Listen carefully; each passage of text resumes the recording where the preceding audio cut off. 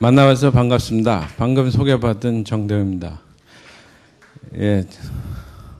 우선 오늘 여러분에게 들려드리고 싶은 주제는 성공한 기업가, 경영자들은 우리 보통 사람하고 뭐가 다른가 하는 그런 생각을 좀 살펴봤으면 하고요. 그리고 특히 여러분들도 성공하고 승리하기 위해서는 뭘 배워야 되는지 하는 점을 초점을 해서 전해드리도록 하겠습니다. 차례는 대체 한 3번의 동영상이 있을 겁니다. 조금 진행하는 과정에서 약간 그 지루한 점이 있을더라도 협조해 주시기 바랍니다. 저는 숭실대학교에서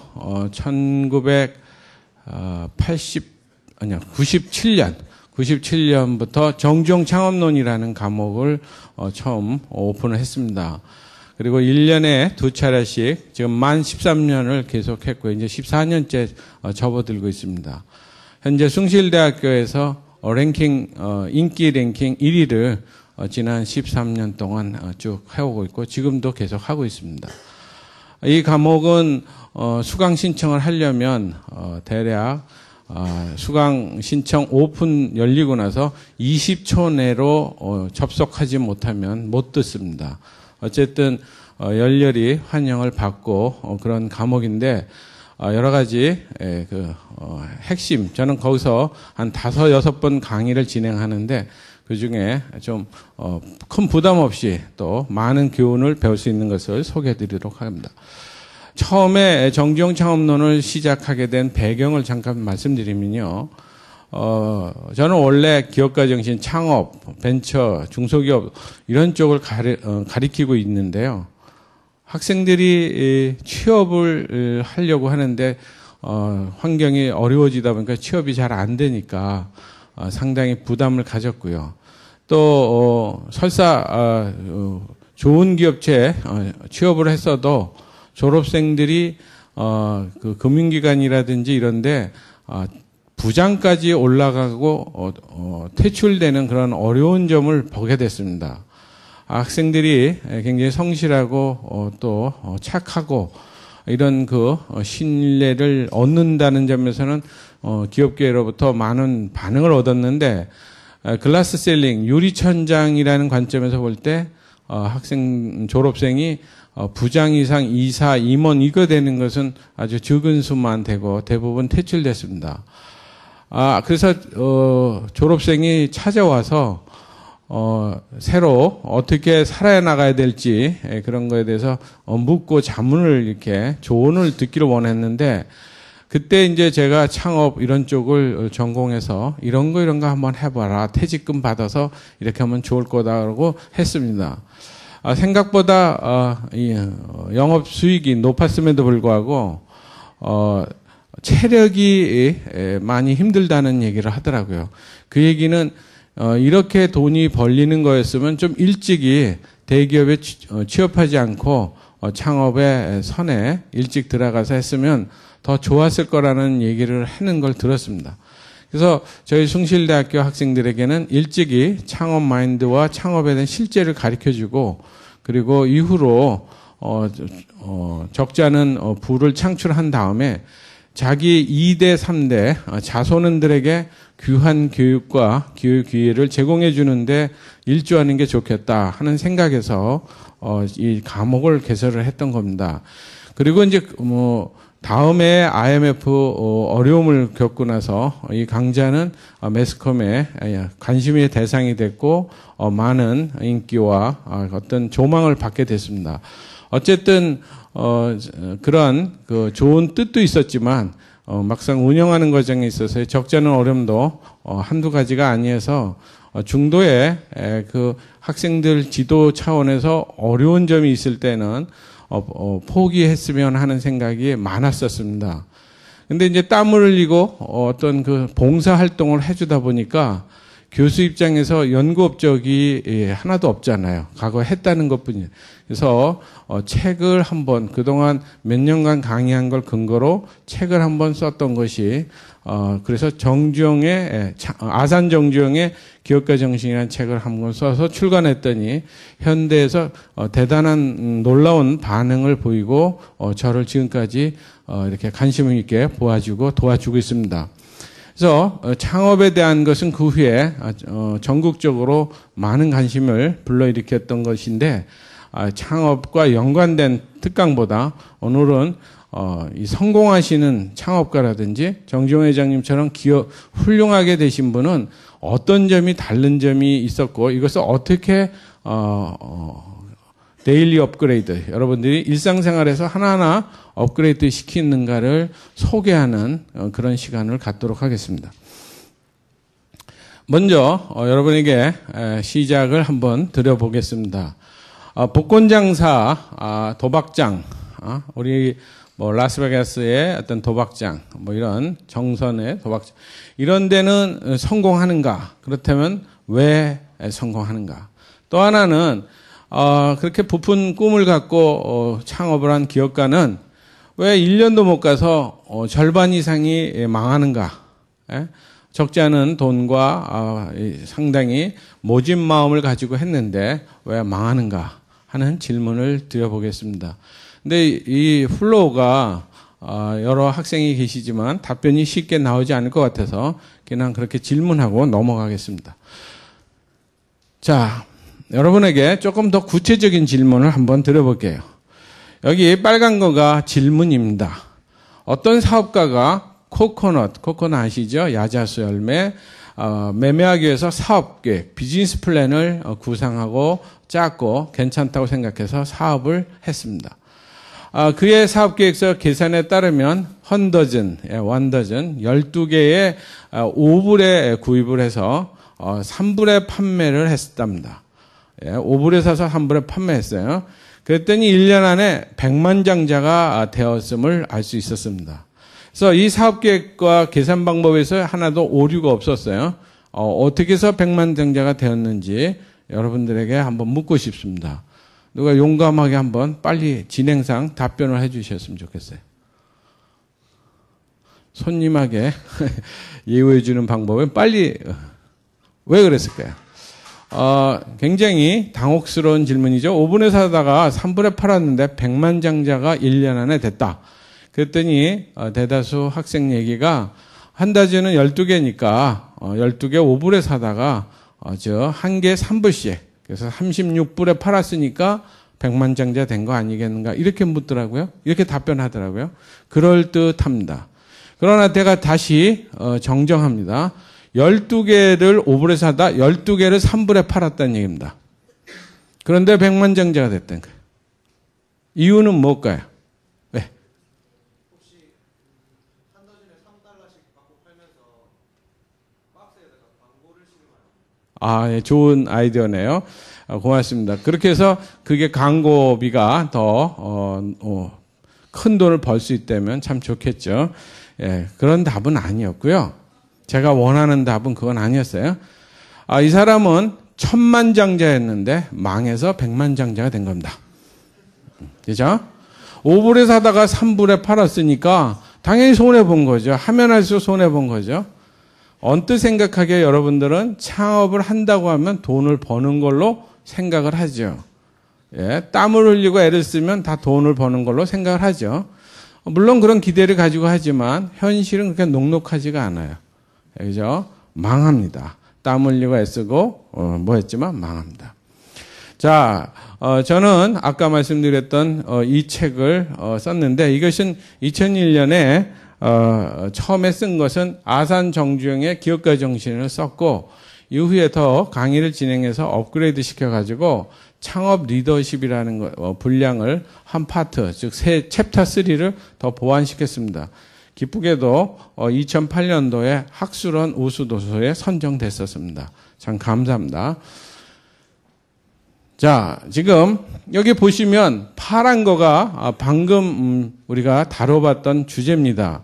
여기 밑에 보면 한국의 자동차는 몇 대 정도 될까요? 한국의 이발소, 별로 그렇게 인기가 없는 이발사는 몇 명일까요? 고양이는 몇 명인지 혹시 아세요? 예. 이러한 문제 질문은 굉장히 엉뚱하지만 여러분들에게 이것을 풀어내는 능력이 굉장히 중요합니다.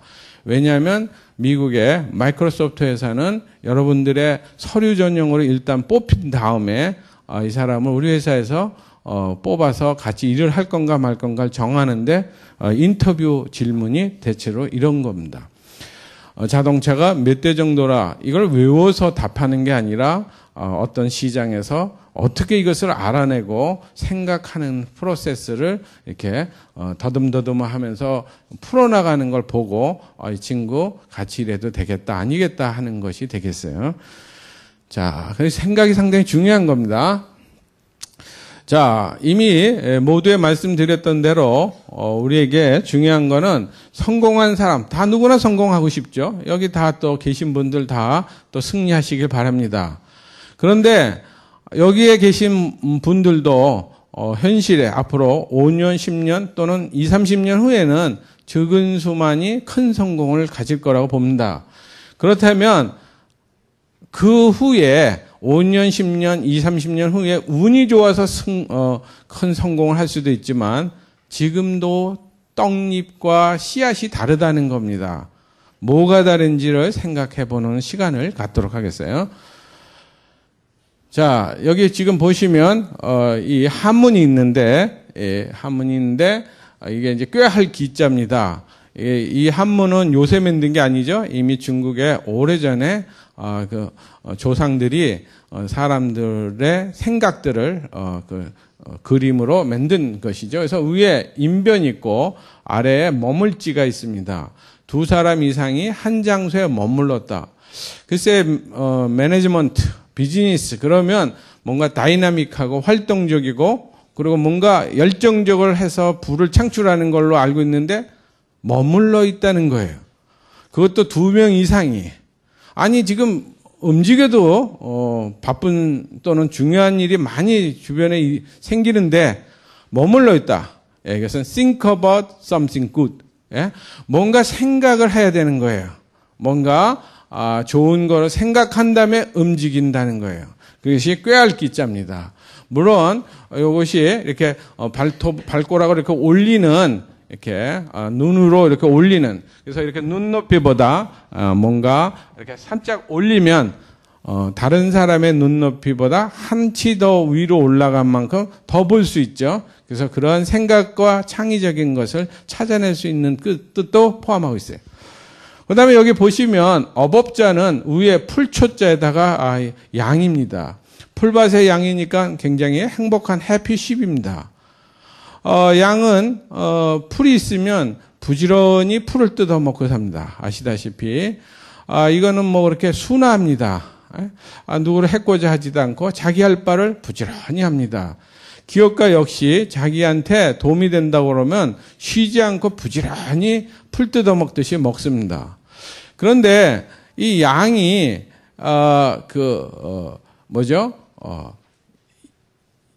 시샘, 질투가 굉장히 많다는 거죠. 동물학자들이 이렇게 살펴본 거에 보면 조상님들은 더 빨리 알았던 거예요.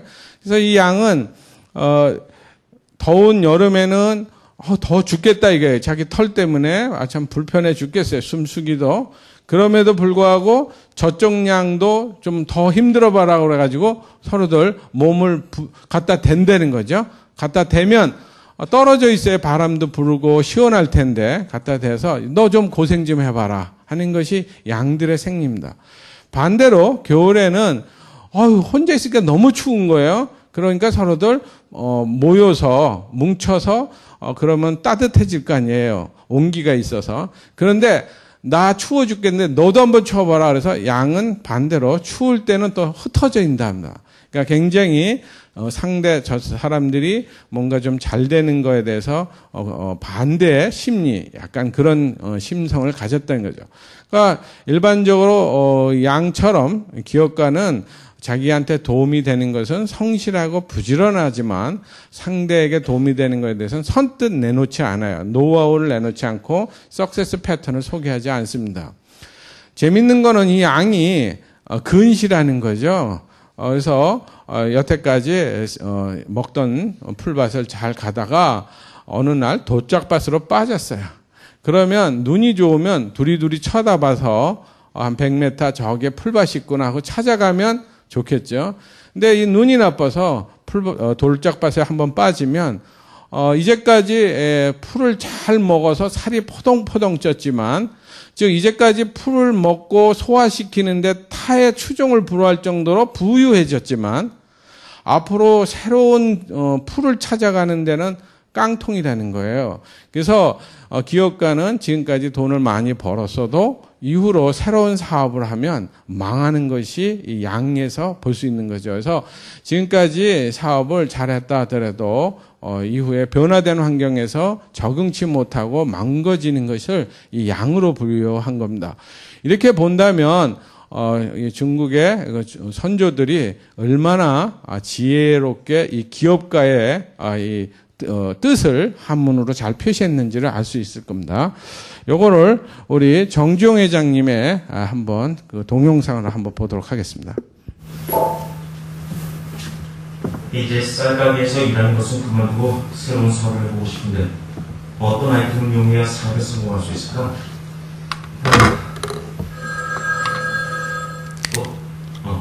여보세요? 이래 글쎄, 요즘 잘 지내는가? 아, 잘구만. 난 요즘 새 사업 아이템 구상에 머리가 조금 아프다네. 그래? 이번에 아현동에 아도서비스라는 자동차 수리 공장이 내부로 나왔다는데 그걸 한번 해보는 건 어떻겠나? 자동차?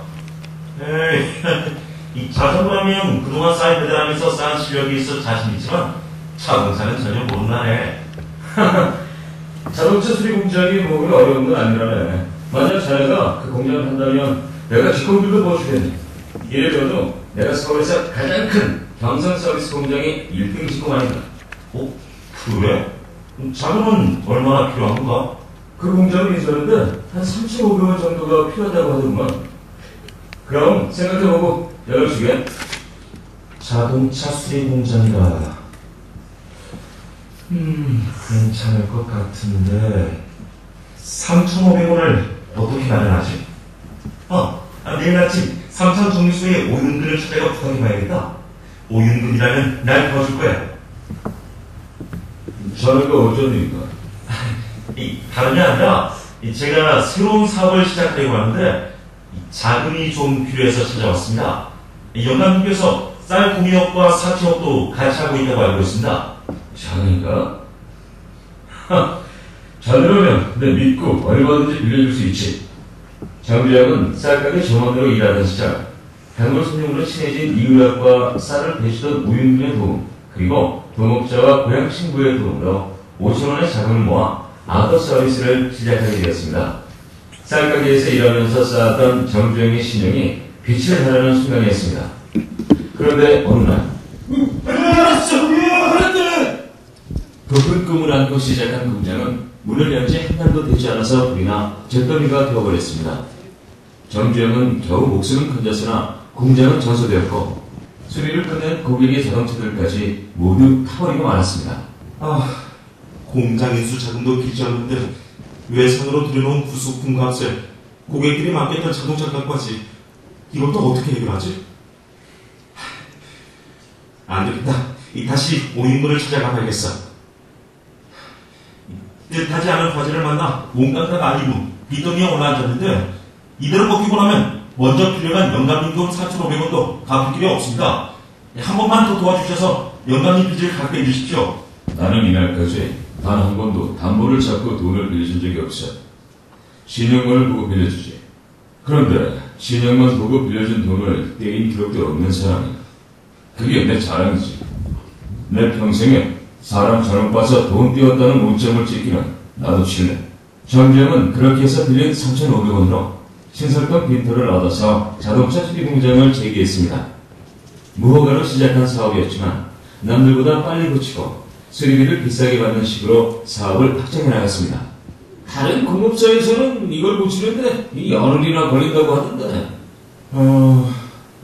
저희 아도 서비스에서는 사흘 만에 수리해드리도록 하겠습니다. 아무 서비스는 자동차를 늘 빠르고 정확하게 고쳐주는군요. 이 고객님이 만족하신다니 저도 기쁘군요. 고객 만족 서비스를 통해 사업은 점점 성장하고 있었습니다. 하지만 신설동 공장은 무허가라서 다른 경쟁업체들의 질시와 경찰의 단속이 문제였습니다. 정주영은 공장 부지 설립 허가를 받기 위해 경찰서를 찾아가 담당인 일본인 보안 계장을 만나게 되었습니다. 계장님, 공장 부지 설립 허가를 내주세요. 저 손님이 사업을 한다니 말도 안 됩니다. 절대 허가를 내줄 수 없습니다. 계장님, 부탁드려요. 안 됩니다. 자꾸 이러시면 구속하겠습니다.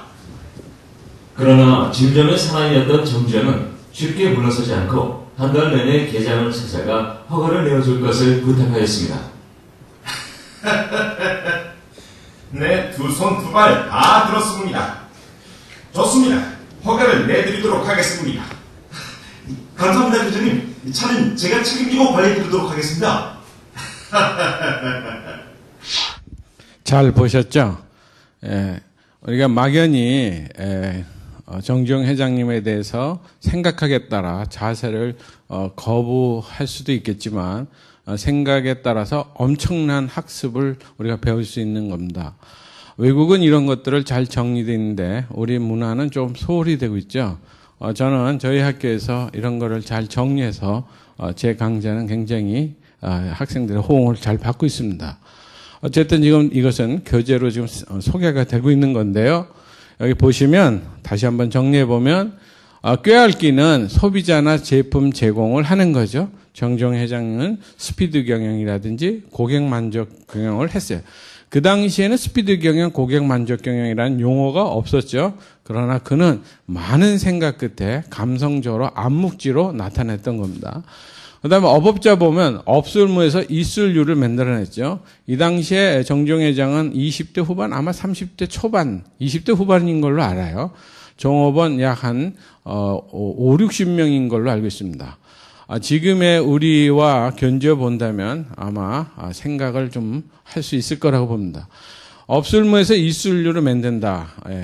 대신 돈만 없다는 얘기지. 뭐가 있냐면은 열정, 아이디어, 체력 뭐 등등 이런 것을 가지고 이술류를 만들어내는 것이 바로 경영학의 핵심이 되겠습니다.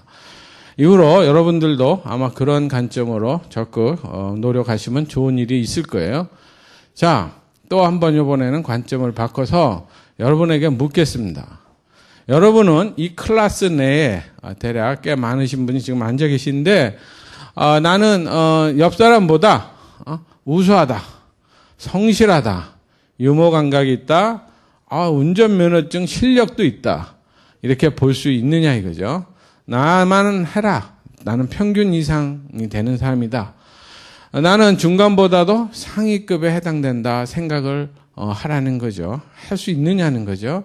손들어 보라는 거죠. 그러면 대부분 들기를 주저하죠. 그러니까 내가 중간보다도 못하다고 생각하는 사람 손들어 보라고 그러죠.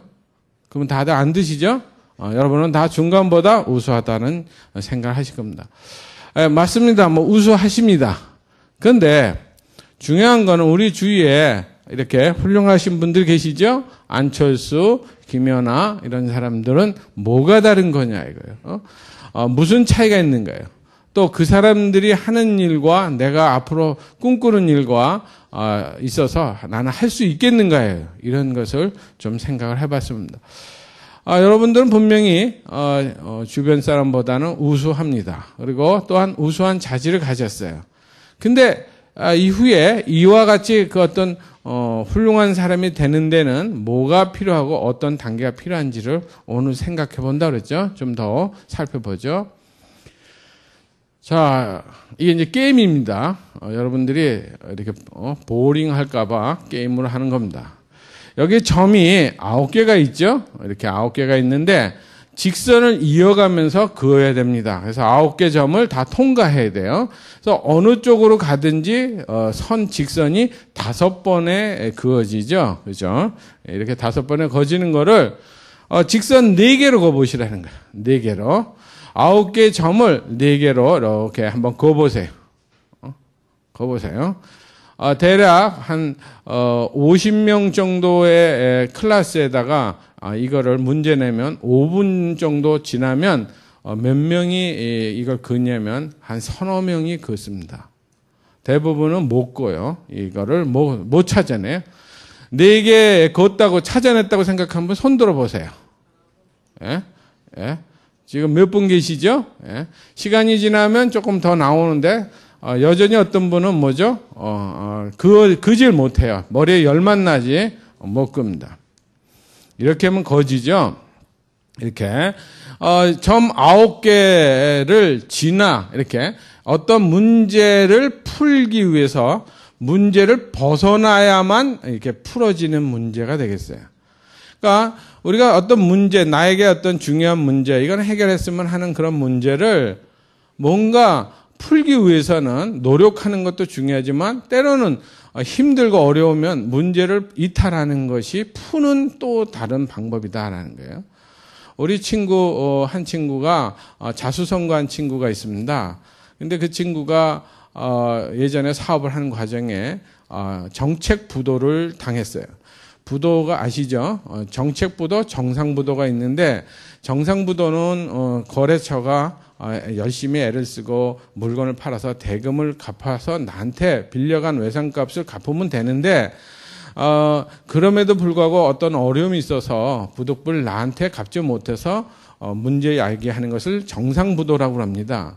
근데 세상에는 이렇게 순수하고 열심히 신의를 지키려는 비즈니스맨이 있는 반면에 디데이를 정하고 생각을 나쁘게 해서 나는 손해를 보지만 손해를 볼 수 없다. 나는 이득을 봐서라도 저 친구한테 그 어려움을 넘겨야 되겠다 하고 그 부도를 일으키는 것을 정책 부도라고 합니다. 우리 친구는 거래처에게서 몇 억에 해당되는 것을 정책 부도를 당해서 아주 굉장히 힘들어했어요. 그래서 친구와 만나기 전에 약속한 날 만났는데 그 전날 정책을 부도를 당했으니 얼마나 맥이 힘이 없겠어요. 만나서 부부가 같이 만나서 식사를 하고 즐거운 시간이 됐으면 했는데 이게 뭐 전날 정책 부도 당해가지고 풀이 팍 죽은 거 이걸 어떻게 헤쳐나가야 되는지를 생각하느라고. 그래서 그날은 그냥 뭐 먹는 동 마는 동 하고 야 너는 뭐 아무것도 없는데도 잘해서 여기까지 왔는데 물론 금액이 크긴 하지만 잘 이겨낼 수 있을 거야. 잘 되길 바란다. 살아나갈 수 있는 방법이 있지 않겠니? 그러고면서 헤어졌습니다. 그러고는 이제 한 이틀 후에 전화를 걸었어요. 친구네 집에. 그랬더니 친구 와이프가 전화를 받더니 속상해 하는 거예요. 이유인즉 우리 친구가 회사에 그렇게 어려운 일이 있음에도 불구하고 골프장 갔다는 거예요. 지금 회사 일을 잘 정리하기도 바쁜데 회사 고만 어떻게 돌려는지 마음을 딴 데다 두고 놀러 갔다 이거예요. 예.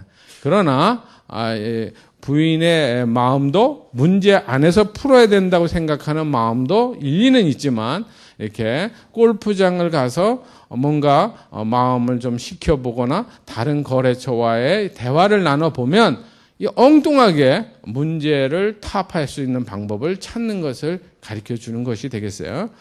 자, 이 정도는 여러분이 한 50명 중에 5명 정도가 뽑히는 확률입니다.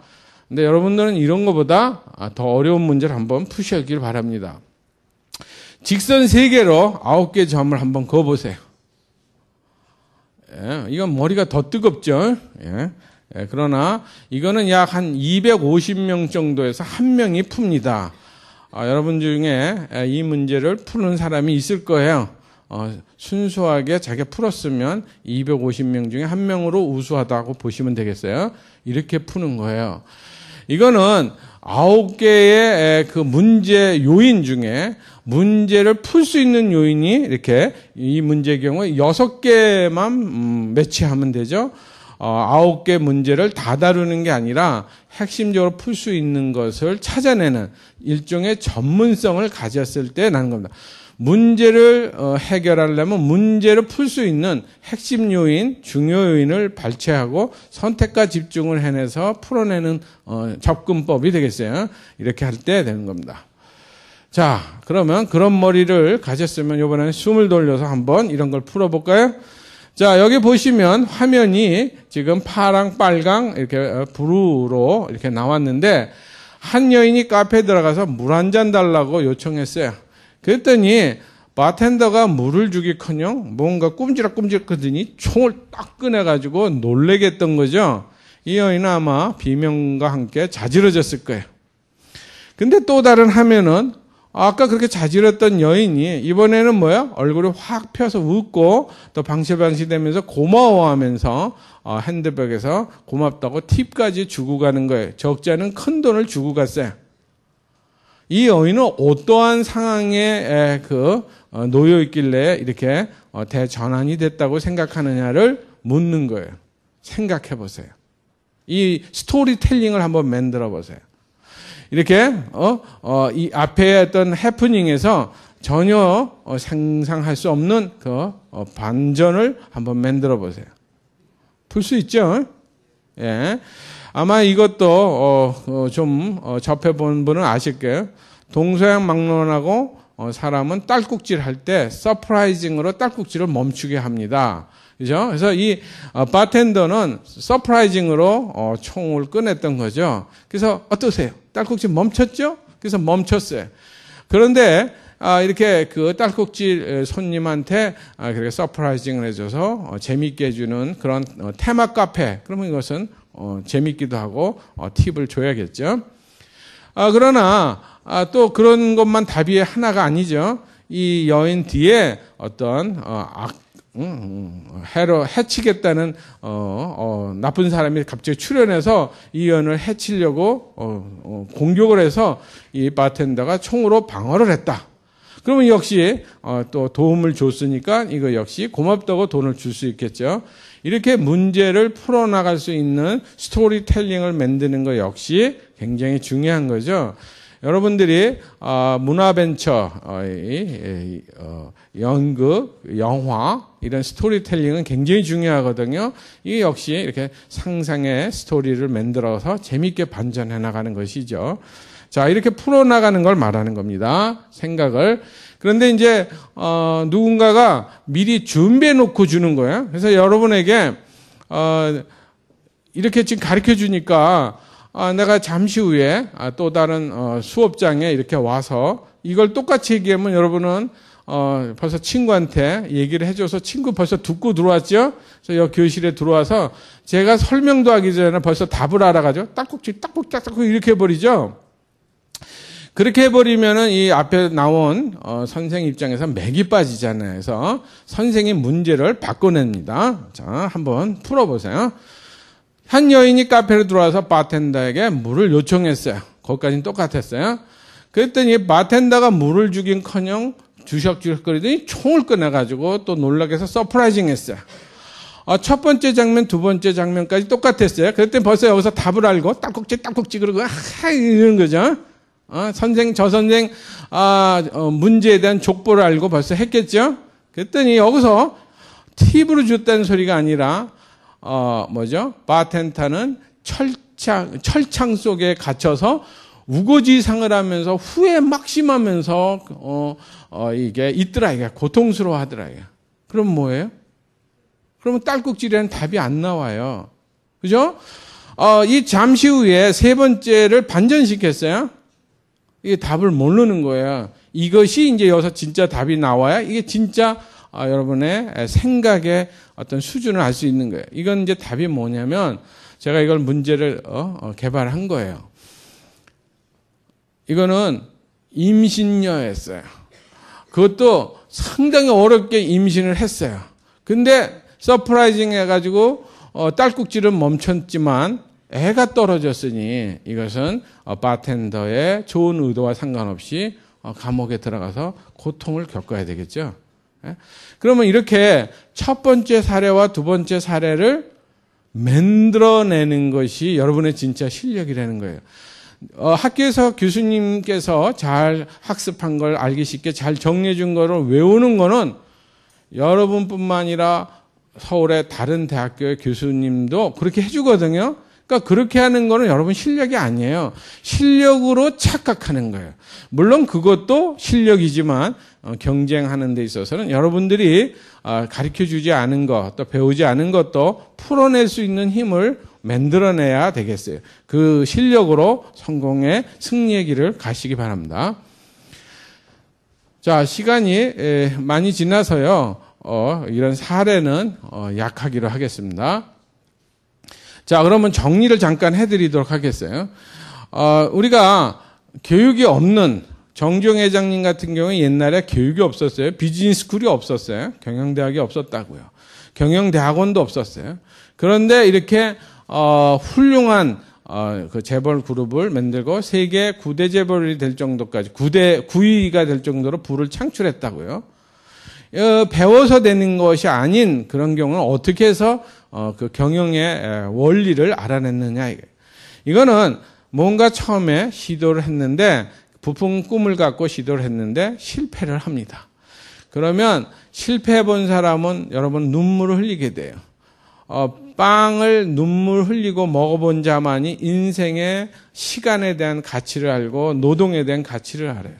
여러분 여태까지 대학교를 다니면서 자기가 학비를 마련하지 않았으면 여러분은 해피 스튜던트입니다. 아까 풀밭에서 풀 뜯어먹는 양을 해피 10이라고 그러죠. 여러분은 이제까지 대학교를 다니면서 학부모님께서 등록금 제공해줘가지고 다녔으면 여러분 해피 10이에요. 여러분은 실력이 없는 거예요. 이 세상을 살아나가는데 생존으로 보장된 게 아직 없는 거예요. 그러나 여기에 일부 학생은 아르바이트를 했다거나 또는 그 직장을 다녀서 학비를 마련하는 사람의 수업 태도와 자세는 완전히 달라요. 생각은 달라요. 그래서 일부러 젊어서는 사서 고생을 하는 것이 필요해요. 특히 자기가 모아놓은 저금으로 실패를 했다고 생각하면 눈물이 나요. 눈물을 흘려야 돼요. 그러면 뭘 배운다? 노화를 배워요. 고통 속에서 노화를 배워요. 그 다음에 내가 다음번에 한 번 더 기회가 주어진다면 이렇게 했더니 실패를 했던 걸 어떻게 내가 만회할 건가 생각하게 되죠. 이것을 노하우라고 그래요. 노하우. 그래서 실패를 하면 노화과 노하우를 배워요. 근데 이제 세상을 살다가 실패도 하고 또 노화도 배우면 언젠가는 성공을 하게 됩니다. 비로소 포기하지 않는다면 계속 시도하면 처음으로 성공. 그때는 그 성공이 작기는 하지만 너무 기뻐요. 쾌감이 나요. 즐거워요. 그리고 누가 뭐라 그래도 계속 반추하게 됩니다. 그렇게 해서 이제 그 다음에 성공의 그 패턴을 하나 얻어가지고 나가게 됩니다. 그러나 세상은 이렇게 양도 돌짝밭에 빠지면은 그 전까지 살이 포동포동 쪘던 그 풀을 먹고 부지런하고 했던 것은 소용이 없죠? 이제 새로운 사업을 또 찾아가야 되죠? 누군가 새로운 사업을 찾아서 또 승리하려면 또 새로운 생각과 어떤 노화과 노하우를 배워야 되는데 중요한 건 뭐예요? 노후를 또 배워야 돼요. 우리가 사람이 똑같은 사람인 것 같아도 교육에서 오늘은 다 사람 위에 없고 사람 밑에 사람 없다고 말은 하지만 현실에서는 사람 위에 사람 있고 사람 밑에 사람 있는 것이 현실이에요. 그런데 이걸 내가 볼 줄 알아야 돼요. 여러분들 미국에서 최고 경영자 과정 비싼 등록금을 내는 대학원은 절대로 누워서 자는 자리가 없어요. 왜? 자기가 돈을 내기 때문에 그래요. 그리고 공부를 하면서도 요 1년, 2년 동안 헤어질 거 아니에요? 좀 있으면 이제 만났다 공부. 그 사이에 누가 뛰어난 사람인지 아닌지를 계속 살펴봐요. 그래가지고 그 사람하고 네트워킹을 하고 하고의 관계를 맺는 것이 미국의 명문대학교에 가르쳐주지 않는 데서 노화과 노하우와 노후를 배우는 거예요. 우리가 이제 세상을 살아가면서 여러분이 졸업을 하고 직장을 얻고 사회 나가면 교수님 뭐 이런 분 없어요? 이제 영감님이든 아저씨든 또는 총각이든 이렇게 만나서 이 사람이 나에게 큰 힘이 될 수 있는 잠재력이 있는 사람이라고 생각하면 이것은 노후가 되는 겁니다. 그래서 그 사람하고 연결해 나갈 때 이게 뭐죠? 생각이 거기까지 미쳐야 그 사람 소홀히 할 수 없어요. 제가 대학 교수 생활을 한 지가 꽤 오래되는데요. 저도 역시 대학교에서 많이 배웠어요. 어떤 교수님은 저와 친해지려고 3년 전부터 저와 관계를 맺더라고요. 예? 그런데 한참 지나고 나서야 그분의 어떤 진면목을 알 수 있었어요. 그러니까 우리가 이렇게 사람을 안다고 지내본다, 신용이 된다, 저 사람은 진짜 진국이다 이런 거 아는 거는 노후라는 것은 많은 시간이 필요하고 그런 안목과 역량을 여러분이 개발할 필요가 있어요. 자, 창업은 시작했다고 되는 게 아니죠. 아까 야자수 열마 해봤지만 천만장자가 백만장자 되는 건 시간 문제예요. 돈이 많다고 다 되는 거예요. 아니, 여러분 부모님이 큰 재산을 남겼다고 여러분이 큰 재산을 유지하는 거 아니에요. 여러분 아무것도 아니에요. 여기서 장학금을 받았다 하더라도 사회 나가서 잘 제공 못하는 거 다 아무것도 아니에요. 별거 아니에요. 그런데 이것을 자기가 잘 판단을 하셔야 돼요. 그래서 이렇게 보면 창업을 하는데 누구나 창업을 하는데 처음부터 제대로 사무실 차리고 뭐 자본금 갖고 이렇게 한 경우가 드물어요. 현실을 보면. 그리고 사업계획서도 중요하다고 학교에서는 가르치고 쓰는 법도 해서 금방금방 쓰는 게 아니에요. 해보다가 이걸 안 쓰면 안 되겠다는 걸 깨달아 알고 그러면서 알게 되는 겁니다. 결국은 이 사업이 크게 되는 데는 여러 가지 시행착오와 그런 어떤 석세스 패턴을 알고 노하우, 노후를 알면서 인생을 터득하고 승리의 길을 가는 거예요. 승리자의 길을 가는 거예요. 자, 재밌는 거는 최근에 미국에서 귀중한 그 논문을 정리해서 발표했는데 창업을 한 사람 중에 3분의 1 미만이 7년 동안 버텼다는 거예요. 그러니까 아까 우리나라의 경우는 창업한 지 절반에 해당된 게 1년도 못 돼서 문을 닫았다고 그랬죠. 근데 7년 동안 버텼어요. 대단하죠? 근데 그 사람들은 33%, 3분의 1만 버텼다는 거예요. 근데 여전히 스틸 그저 그럭저럭 살아요. 오케이? 이제 창업가가 언제 큰 부자가 되는지를 좀 더 살펴보도록 하죠. 자, 이제 이렇게 성공하는 거에 대해서, 승리하는 거에 대해서 여러분이 좀 학문적 지식을 알면 이렇게 힘을 줄 때와 뺄 때를 알게 되겠죠. 그래서 일찍이 미국의 벤처 성공하는 데서는 다음과 같은 교육 내용을 소개합니다. 이렇게 뭔가 기회가 있다, 부가 창출될 수 있다 하는 것이 보이면 양이 눈이 나빠서 안 보이잖아요. 그러니까 양은 컨설팅을 받아요. 훌륭한 사람, 사업의 미래를 예견할 수 있고 틀림없이 성공할 수 있는 노후를 통해서 어느 쪽 방향을 얼마나 가면 된다는 것을 배우게 되죠. 알게 되죠. 그렇게 되는 것을 크리에이티비티라고 그래요. 뭔가 이것을 하면 사업계가 분명히 성공할 거라는 것을 찾아내는 거예요. 발상이에요. Thinking new things. 그죠? 뭔가 새로운 것을 찾아내는 거예요. 근데 새로운 걸 찾아냈다. 발명 특허. 이거 갖고 성공하는 게 아니에요. 이것을 시장에서 상품화, 사업화해서 크게 성공하게 만드는 데는 이렇게 마지막에 creating value in the marketplace 해서 시장에서 가치를 창출할 때 돈이 벌리는 거예요. 그럼 그 사이에 뭔가 경쟁자보다도 차별화되고 값이 싸야 되고 품질이 좋아야 되고 디자인이 아름다워야 되고 하는 doing new things를 만들어내셔야 돼요. 이것을 가리켜 innovation이라고 합니다. 이처럼 creativity, innovation, entrepreneurship 이렇게 그 기업가 정신으로 이어져 가는 것이 연계사슬, 이렇게 체인으로 연결된 것처럼 이어져 갈 때 결국은 부를 창출하고 크게 성공한다는 거죠. 여러분은 들어보셨죠? 레이 크록이라는 분? 맥도날드 형제는 아시죠? 맥도날드 형제가 맥도날드 햄버거를 미국에서 서부에서 창업을 했어요. 그러나 미국 경영학 교과서에서는 미국의 외식 프랜차이즈를 대표하는 맥도날드의 창업자를 맥도날드 형제로 하지 않고 맥도날드 형제가 한참 잘 나갈 때 세일즈 외판원 40대 후반의 외판원인 레이 크록이라는 사람을 맥도날드 햄버거의 기업가로 얘기를 하거든요. 교과서에서. 이 사람은 처음부터 잘 나간 사람이 아니에요. 40대 후반에 이미 이 세일즈맨을 했다는 얘기는 문전괄시를 무수히 받은 사람이에요. 들어오지 마. 자꾸 안 산다니까.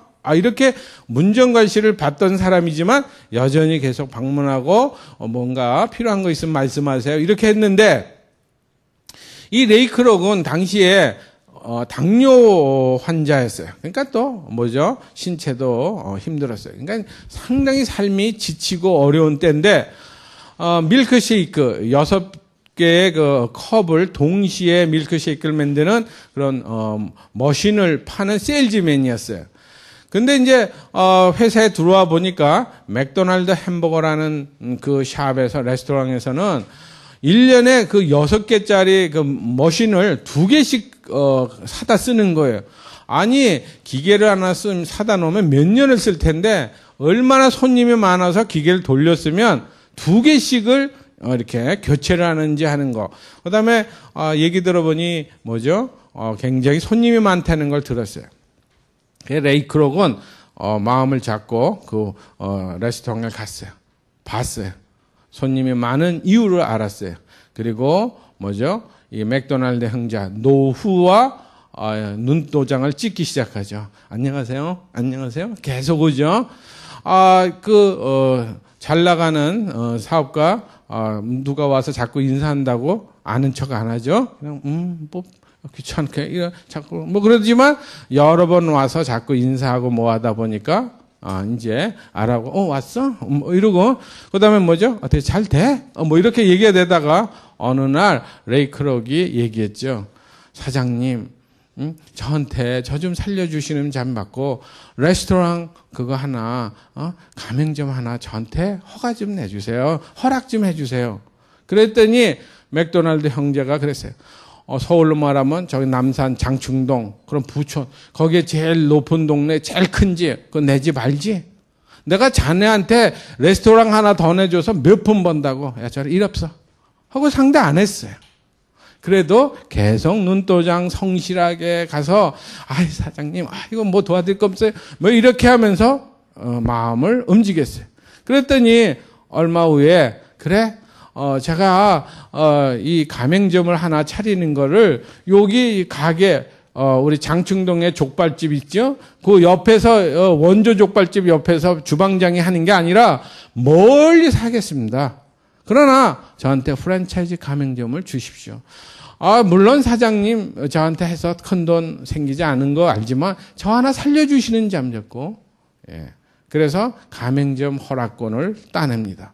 이걸 가지고 그는 표준화를 하기 시작을 하고 햄버거를 하고 상업화를 하고 햄버거 유니버시티를 만들어낼 정도 됐고 이 사람은 당대에 약 4만 개 정도의 전 세계 프랜차이즈를 만들어냅니다. 나중에 미국의 교과서에서 이 맥도날드 햄버거가 미국 외식 프랜차이즈의 대표성이라는 걸 인정해주면서 이거의 기업가는 맥도날드 형제가 아니라 레이 크록이라고 하니까 형제 둘 중에 하나는 혈압이 올라서 죽었죠. 그죠? 그리고 한 사람은 무척 배 아팠지만 레이 크록은 회장님 원조되는 사옥 저희한테 파세요. 제가 잘 해드릴게요. 회장님 저 살렸는데. 그래서 어쨌든 오늘날은 레이 크록이 미국의 대표되는 맥도날드 프랜차이즈의 기업가로 등장합니다.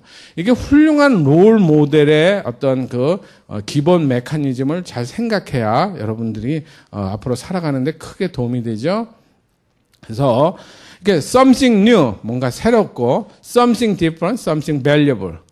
뭔가 차별적이고 뭔가 가치 있는 것을 than before, 이전보다 만들어내셔야 돼요. 이것이 부가 되고 승리가 되는 길이에요. 지금보다 조금 더 좋은 거, 지금보다 조금 더 가치 있는 거. 자, 제가 오늘 이렇게 강의를 처음 하면 여러분은 처음 보는 사람 something new지만 다음 학기에 또 오면 여러분은 something different 하지 않으면 여러분은 전혀 수업을 안 들어요. 그러나 벌써 또 그 선후배 또 동아리에서 얘기 듣다 보면 디퍼런트 갖고도 안 돼. 밸류업을 해야 돼요. 제가 드리는 강의는 너 졸지 말고 무조건 들으려고 해. 무조건 저 사람 말을 들으려고 해. 그래야 너한테 도움이 될 거야. 이것이 밸류업을 한 겁니다.